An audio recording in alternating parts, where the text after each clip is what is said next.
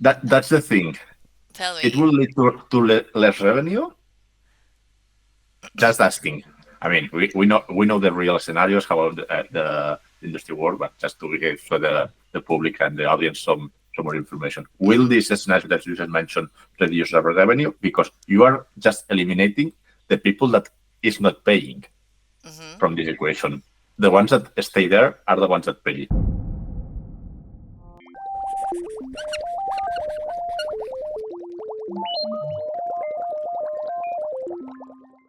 Hello, everyone. Welcome back to what is it now, fourth episode of our podcast. How is everyone doing today? Oh, good. Right, fine. Thanks. Yeah, Fine. happy to be here. Yes, same. You? I'm good, thank you. Just for context, we're recording this on Friday, so it's Friday vibes. But You I'll look have to talk to fancy, you guys Ali. anytime.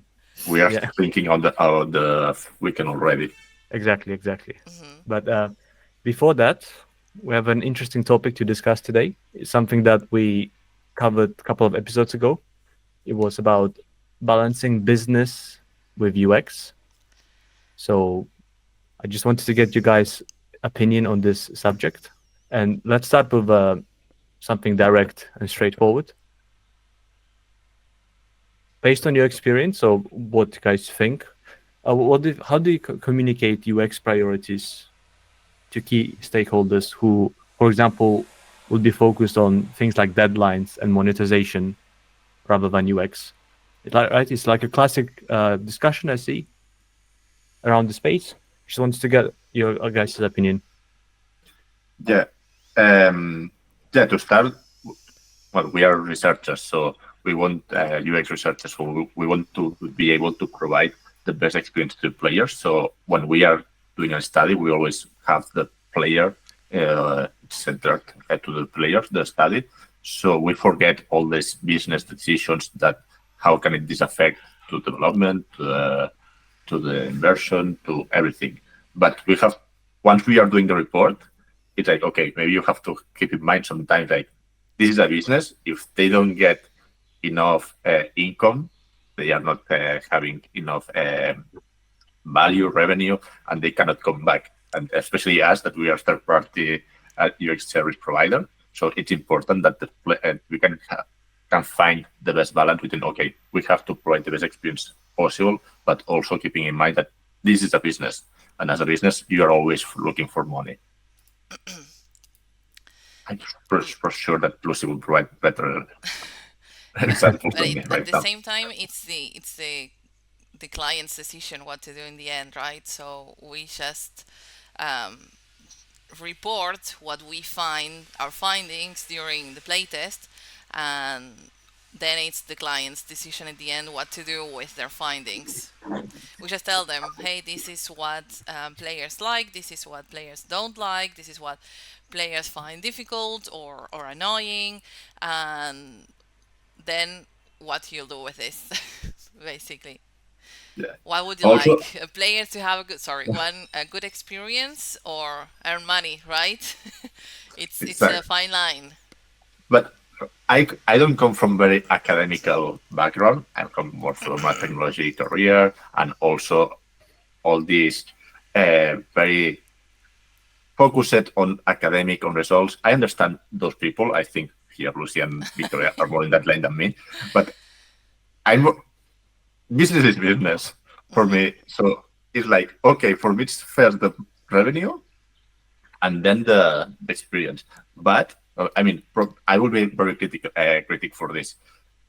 But also you have to limit the to on the other side. Dark patterns are not the best way to provide this type of revenue. You have to focus on the revenue, but also moving on the place experience side, not on the dark pattern side. Hmm.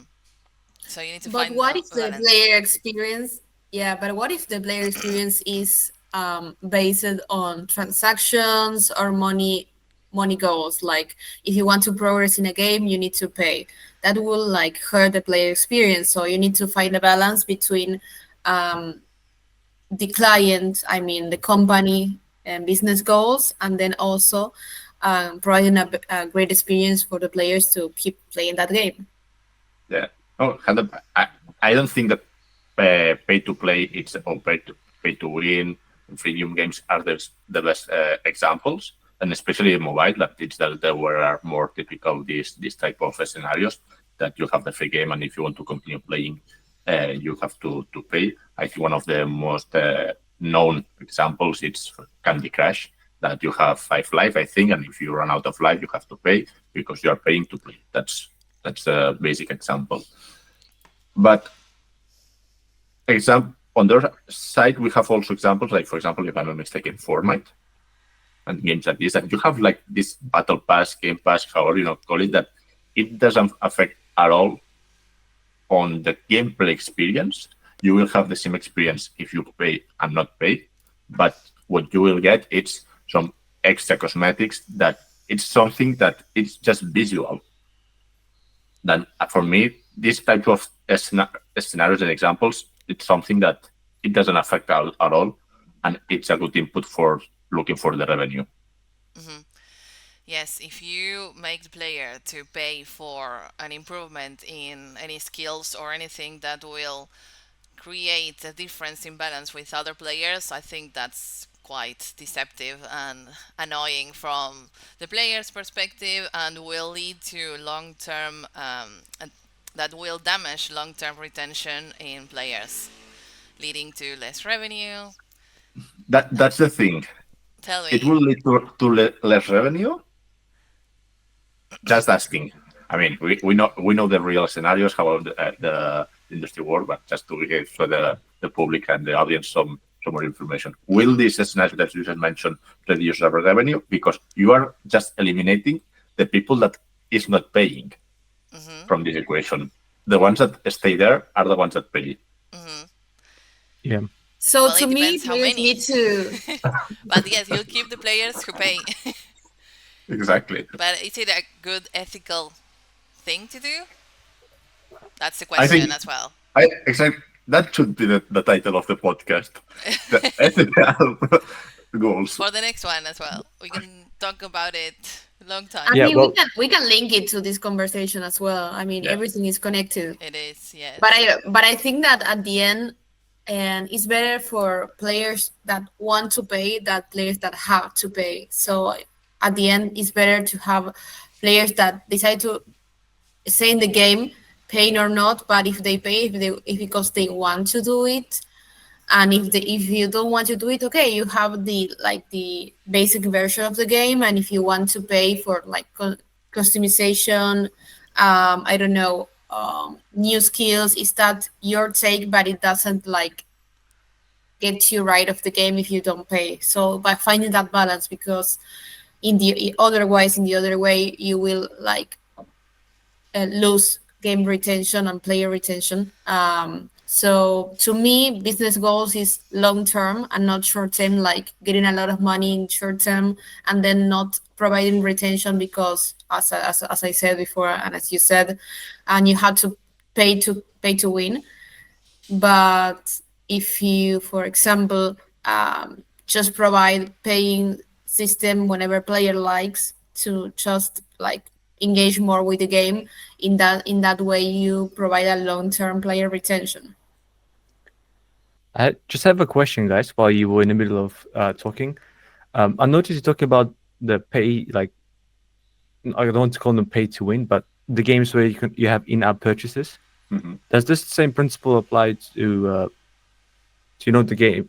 Sorry, I don't know the proper term, but the game you just buy once, like story games. Uh, no pay Lifetime, per use. No, one time, I don't remember now. Now lifetime, one we are time. saying one time payment.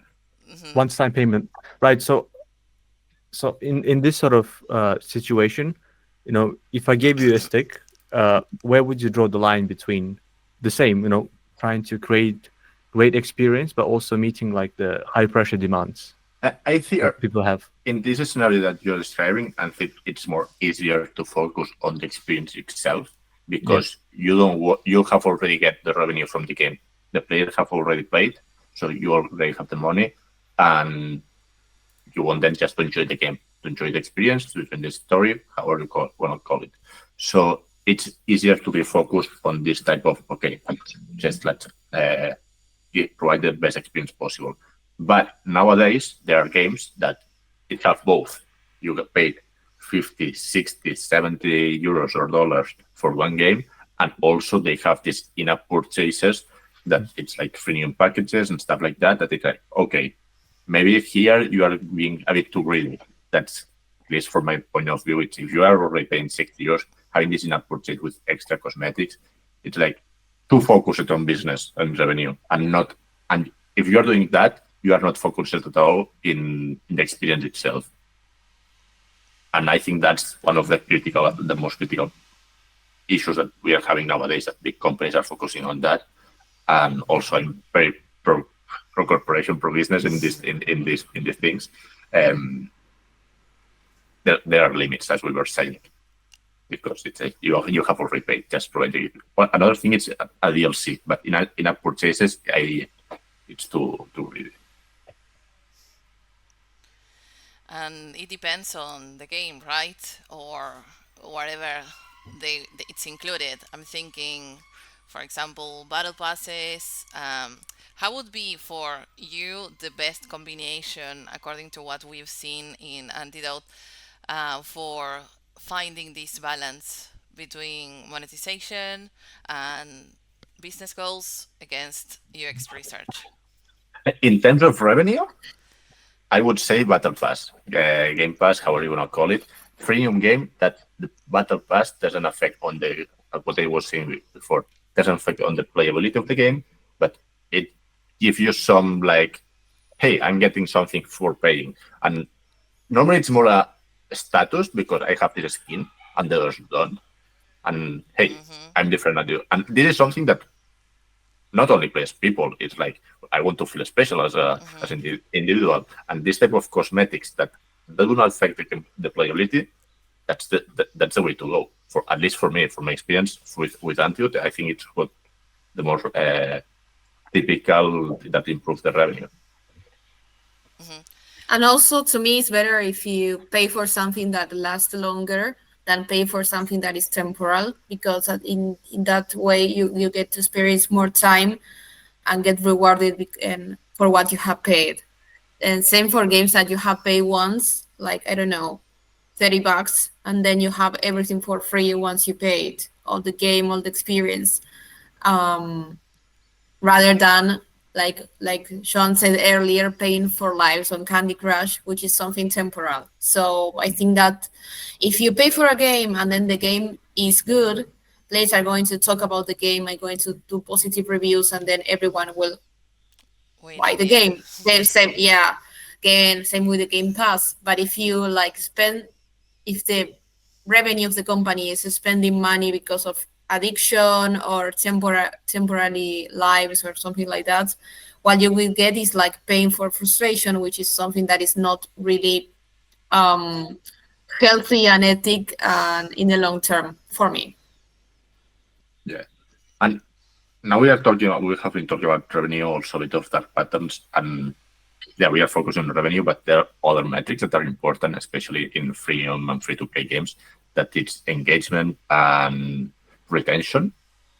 And one of the dark patterns that I really don't like it's daily rewards. I don't know your thoughts on that, but it's like if I'm playing a game that it makes me connect every day, and I forget one day, I get very frustrated, and normally I stop playing. And for example, I'm playing recently Pokemon the trading card game that it doesn't have this daily reward, but you have daily missions that it's the same. And it's like, oh, I forgot to log in yesterday, and I want to throw my mobile through the window. I don't know your thoughts on this not so direct revenue, but also hidden dark Yeah, patterns. it's almost obligating you to log in every day to maximize the times you log in, which is, I don't know, profit for the game, but not fun for you. So in that case, okay, yeah, we have retention, but it's like a fake retention. It's not like a natural organic retention that you get, and you lose the fun aspect of the game in that case. Yes, it's. I think it's a complete fear of missing out. FOMO. Classic. Yes. Yeah, I agree. But also, Victoria, what you were saying of it's fake retention. Forced Yes, but retention. as we are talking UX versus business here, as a business, I don't mind if it's fake or not. If it's giving me the numbers, it's great numbers. Yeah. Yeah, but the question would be, would that retention long for a very long time will be a retention for some weeks and then it's over because it gets repetitive, or it seems like if you don't log in and you lose a lot of things, and at some point if you have to log in every day, what I find that this is usually what I found in mobile games, at what point you will get like frustrated or you will get bored because you do that every day and so you will get like, I don't know, overwhelmed and you decide to uninstall the game. So is it a retention? Yeah. But it's a like long term retention? I don't know. Yeah. By the way, John, this situation you described just brought me some PTSD from my childhood. Just Why? no, of the few games I used to play, they adopted exactly the same well tactic. Back then I didn't work in the gaming industry, so I didn't know it's a tactic. But Retention. so you mentioned all these examples. So what would be like some good ways that uh, like UX and business goals can support each other, rather than clash? For example, I think you mentioned if it's a one-time purchase game, just release a DLC, right? That doesn't impact the main, but is that what you mentioned from what I understood? Yeah, having this one-time payment, it's the simpler way to provide the best experience possible. But nowadays, it's a way to go that it's not ideal, especially in some sectors like mobile games. You cannot go with a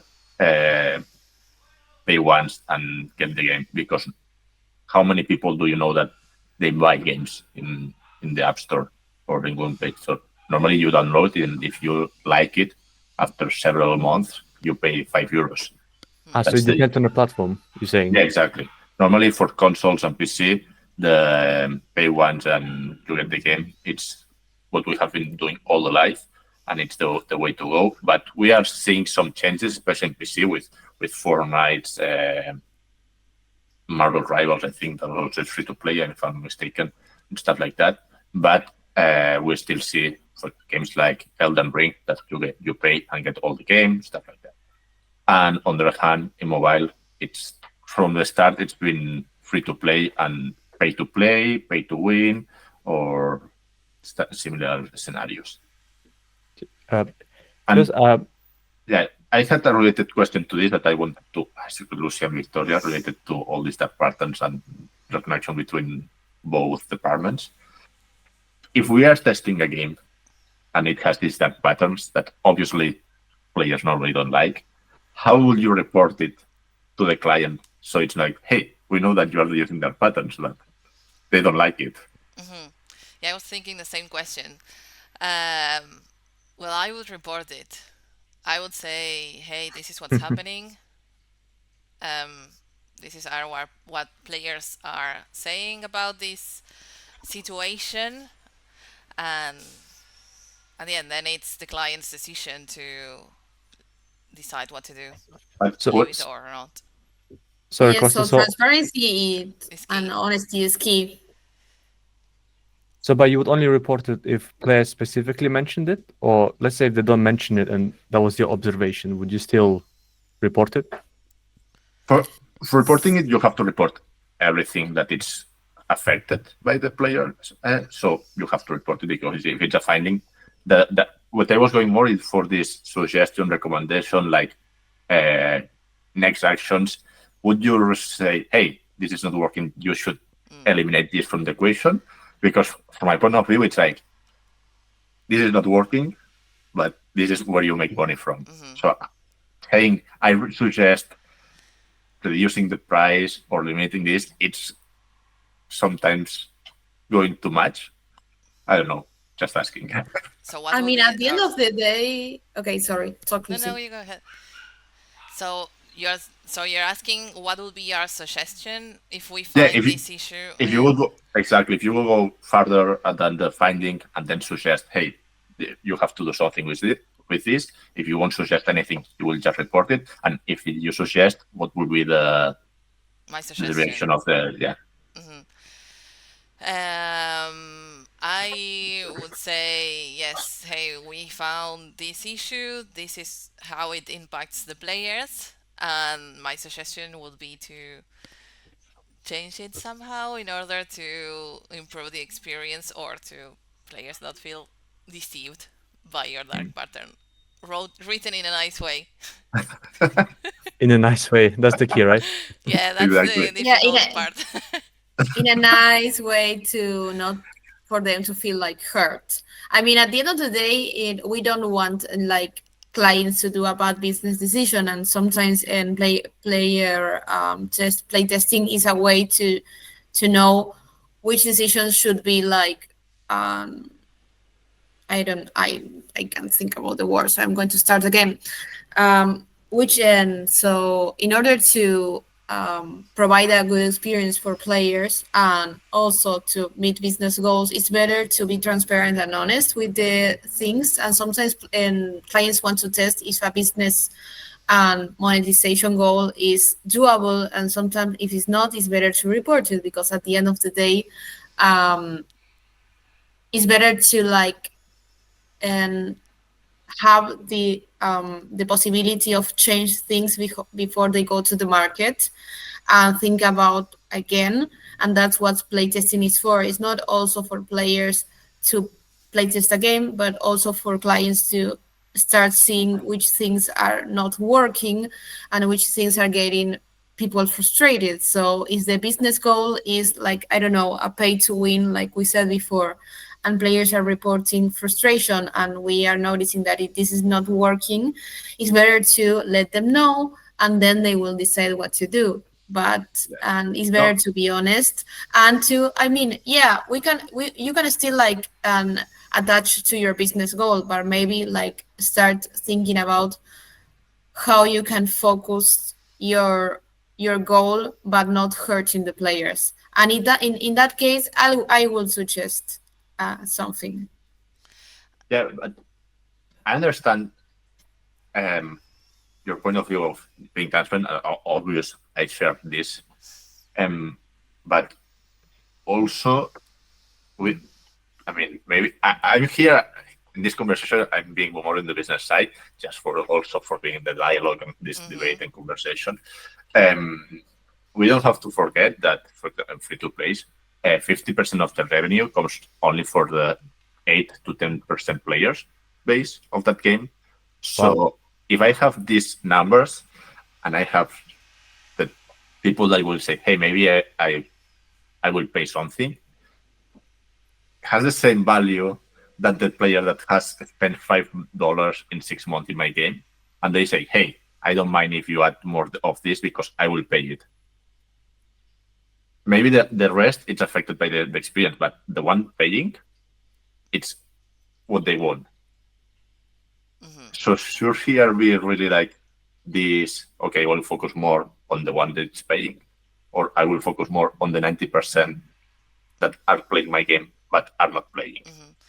Well, that's the client's decision, I'd say. I think that us, when we receive a game and we play test it, there's so much from the client side on the revenue and the goals that we might not know.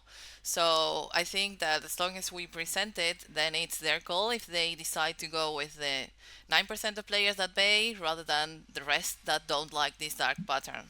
But it's presented, it's their call what to do, it's there, it's their decision in the end, I think. And And maybe that, they can find a middle ground where you, if you want things to get improved, you need to pay for them. And in that case, you will like obligate players that doesn't pay to get you Yes. money. If they don't like it, no, but find a way that they do, basically. related with all of this, one of the important things, and Ali will like this transition I will do now, it's that's important of working with someone like us, Nantiot, that we are external service provider, because when we are reporting, we don't care normally about Yes. the internal decisions of business. We are focused on the experience itself. So it's what they are saying. We report it as it is, as the experience of players. If that will be, I think that will be different if we work at it in a game studio, that we are part of the, okay, what's the procedure here? What do we have to focus on? The players, the income, whatever. But being an outside company and trying to be as more unbiased Subjective. as possible and Yes. the objective, it's Objective. it's ideal because it's like we don't care if we are focused in this and that. We are reporting for what we saw. Then we can discuss with you if it's something that you are willing to change or not. Hmm. But we'll be as fair as possible. So So do you you're think that like a mole because you probably has business goals, but you work on player experience. Exactly. so from what you said, Mr. Costa, you mentioned the internal versus external uh, teams. So do you think like the internal teams, how can I phrase it correctly? Like a little bit biased, or if not biased, at least like a bit like tunnel vision when it comes to I testing the UX? no, I won't say that the UX teams are biased in that, but as in same as you have deadlines to deliver certain things on time, you have some goals and some objectives that come from another departments. Hmm. And normally, if you are creating a company, a product, it's if you want to survive, it's the revenue department, the revenue side. So they will say, "Hey, we know that this might not be the best experience, but we need the money. So we'll have to find these dark patterns, these tricks and challenges to get the money. Because if not, as a company, we won't survive." So they work together, both. Exactly. And some decisions are forced because I'm pretty sure that everyone here knows people in the industry that is working in games that don't share the 100% of the game design vision, and but it's like, yeah, it has to be done. It's the way to be. Sometimes, like Joan is mentioning that sometimes the business goal should be a little bit prioritized instead of the experience. I mean, both should be prioritized, but sometimes the business goal are more important. So if the business goal and the monetization transaction that is thought about the game, that game in particular, is not working, um, how good should the experience be, or how good should experience be in order to players to pay and not feel obligated to pay? Is something is like, because if the business goal is something like totally different or something more important, we need to think about how important is experience in order for people to play and also to be encouraged to pay for something at the end. So where do we draw the line? Is that what you mean? How do we find the balance? Yeah, I mean, and also asking if a good player experience and how to say it, yeah, if a good experience leads to win money and not necessarily. And sometimes I, this is a question that I have, like maybe we find an answer and maybe we don't find an I answer, like mean, I don't does think. a really good experience leads to win money for a client? I mean, in terms of individuals, I don't think so because I'm a gamer. I play some mobile games, and I've never paid in mobile games. And even if you provide me with the best game possible in mobile, probably I won't pay.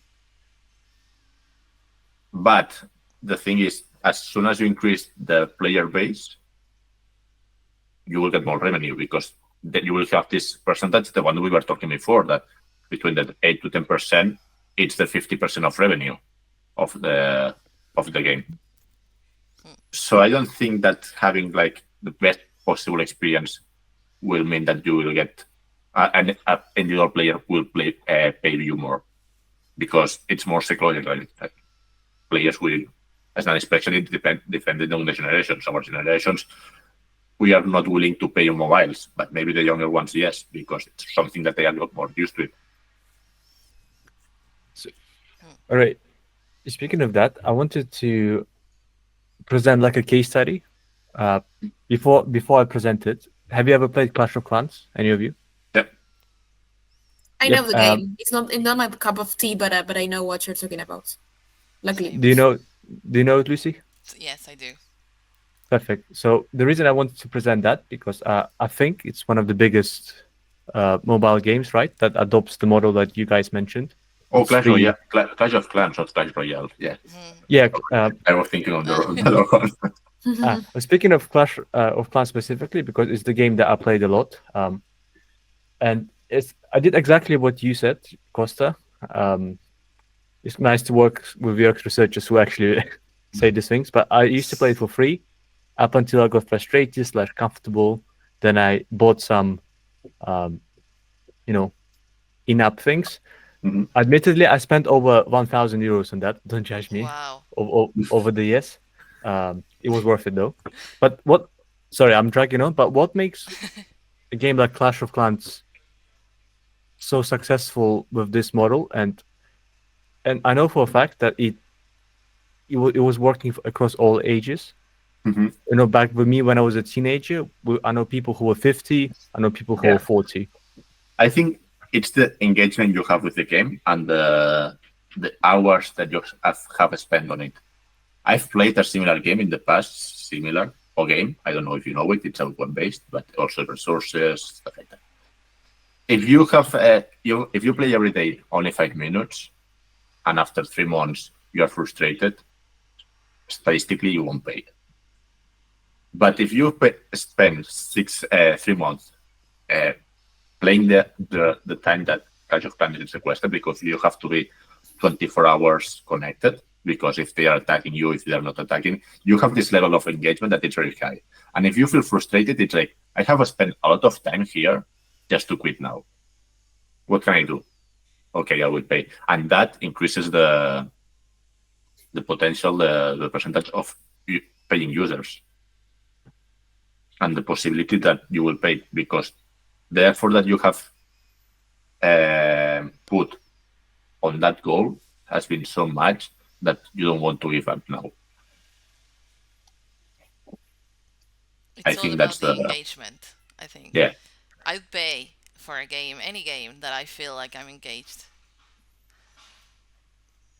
even I if it's I would, mobile. Yes. but I think the engagement works in all the scenarios. I don't know if Yes, that's you what we do if for. exactly.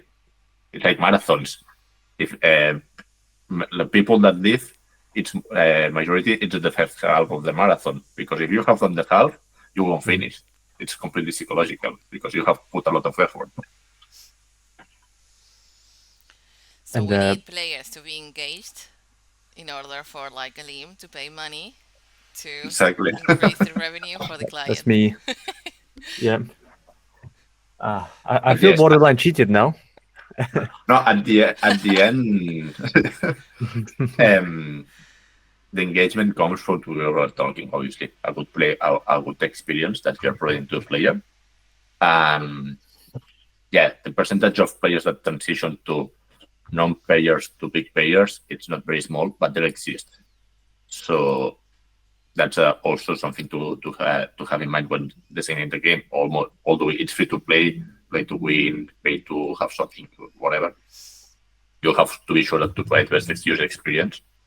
Yeah, still having in mind all these potentially dark patterns that we are not very fond of, but exist and are good resources for the company, for the business, to make sure that the players that want to pay from the beginning they can, but also making sure that the free to plays are first of all keeping the servers alive, because if you don't have a big player base, your game won't be success, and also providing a good experience so potentially they end up paying.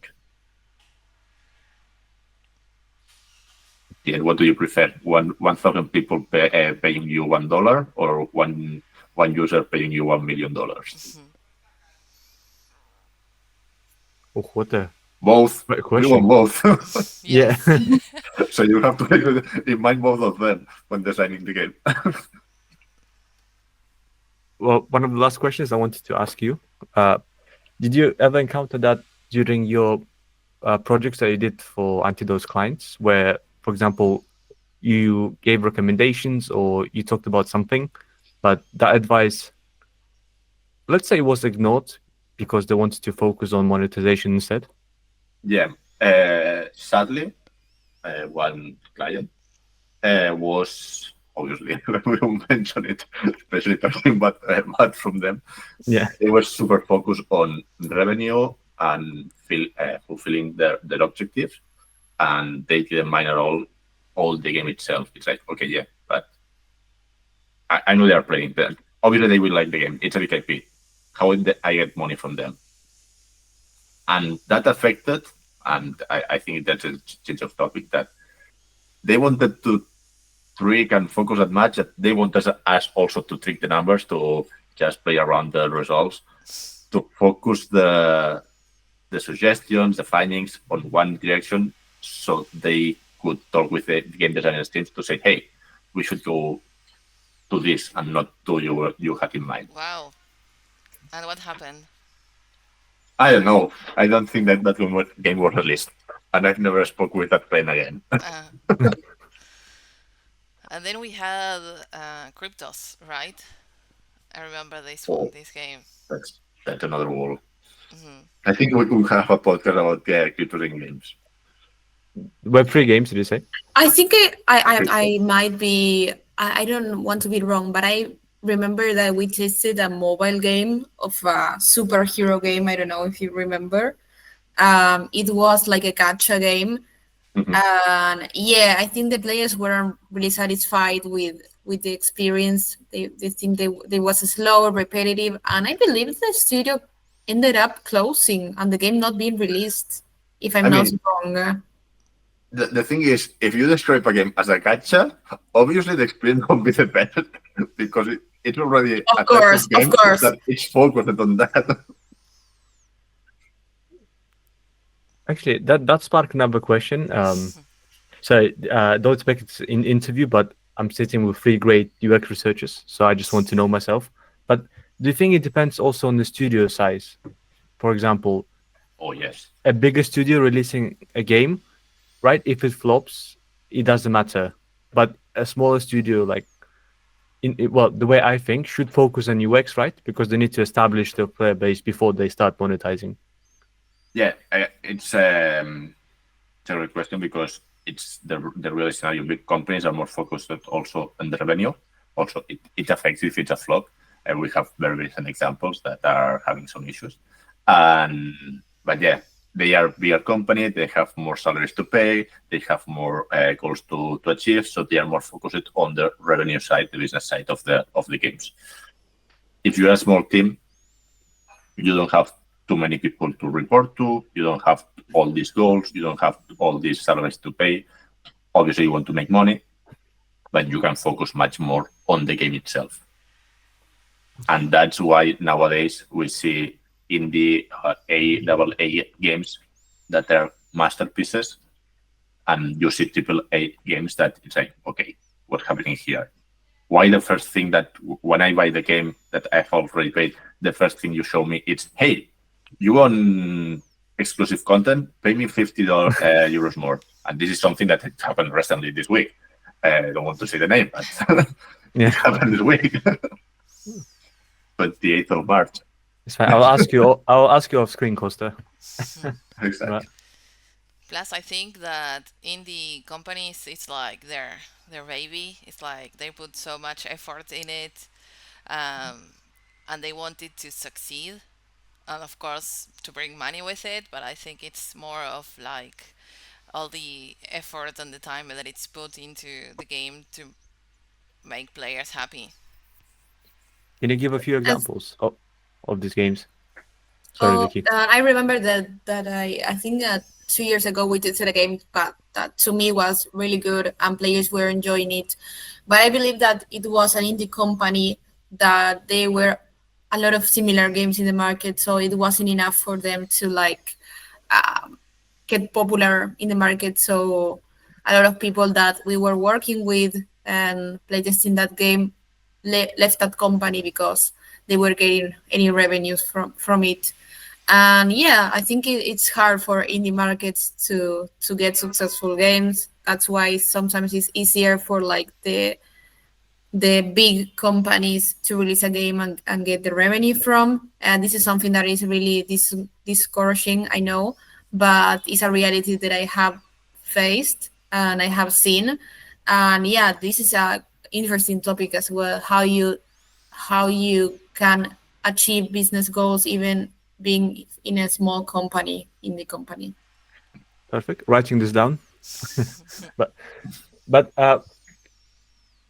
can you think of any examples where like this double A indie studios you mentioned that were released in the last year or two that did extremely well? I was thinking some of the more years ago, but I don't know that they are better example because both of those studios closed in the this year. But Let's mention because anyways. yeah, I mean we'll go we'll take it home and I will go with Spanish companies. We have Aragami. That the first one was a big success and it was in a big department. And then we also have that sadly they have recently closed Tequila Works that all their games were super good games, and the quality and the experience was really really good. I always recommend their games. Hmm. What about Among Us? I think it was developed by few people and then it became popular. And it's a game that that it doesn't have like a really complex mechanic or gameplay, but it became popular and it was as it wasn't like a big company that designed No, it. but I mean I understand the success of Among Us, but I don't think it's an example because it was not it wasn't a success game. COVID make it a success Mm, game I was thinking because about that too. it was released like I think 1 or 2 years before that, and then streamers started playing and making it viral. Yes, it was perfect for the company for sloth games, if I'm not mistaken, but they were not that the game that it's today if it wasn't for COVID. So yeah, they are obviously they are providing a perfect experience. It's a easy to play game as you mentioned, but they, sincerely speaking, from my point of view, they were lucky in this scenario because they were not very visible in the first 2 years of being launched. Hmm.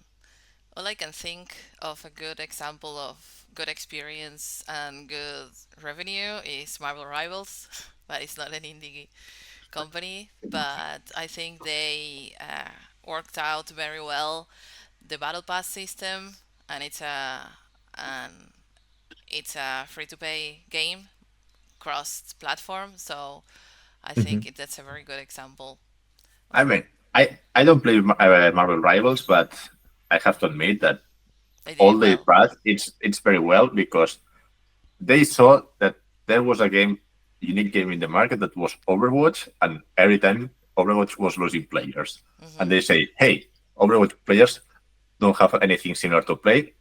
Let us release these Marvel Rivals, and everyone that doesn't want to play Overwatch, come here," and it would happen. And also here we can see the business side versus player experience. Overwatch, as it, I don't know if I already mentioned this some past podcast, but it's a conversation I have very often because I used to play very a lot of So Overwatch. angry. Overwatch was a very good game, Overwatch 1. Then they released the player watch Overwatch 2, and the issue here was that they didn't have any competitors. So the player experience was not important, even for casual players or mid-core players like myself, but also with the esports team. It's what they had meetings and the esports players were leaving to other games because it was like, okay, we are working directly with Blizzard and you are not listening to us. So we don't have anything to do here. And Blizzard was focused on doing their own agenda, like business goals, whatever goals, and stuff like that. And it's like, yes, you can do that because you don't have competitors. Now that Marvel Rivals has shown up and it's become very popular, Overwatch has decided to start listing the players again to Mm, undo all the changes from the latest paths and go back to what people's play liked, that it was Overwatch 1 with some extras. hmm. That's where UX research is so important. You And see, that's exactly, they didn't pay attention to players or did any research, and all the players left. exactly. See, well, guys, as always, insightful discussion, but I think unfortunately the time is coming up.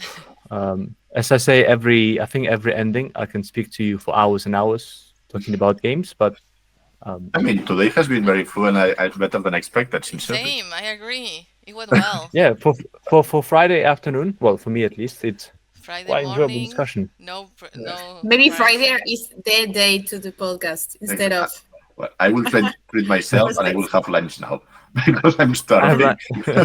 well, definitely time to wrap it up then. But yeah, thank you as always for joining, and thank you for uh, guys for listening. We'll be back in a couple of weeks as always. So meanwhile, have a good day. Thank And don't you. forget to Thanks Goodbye. for like and subscribe. listening.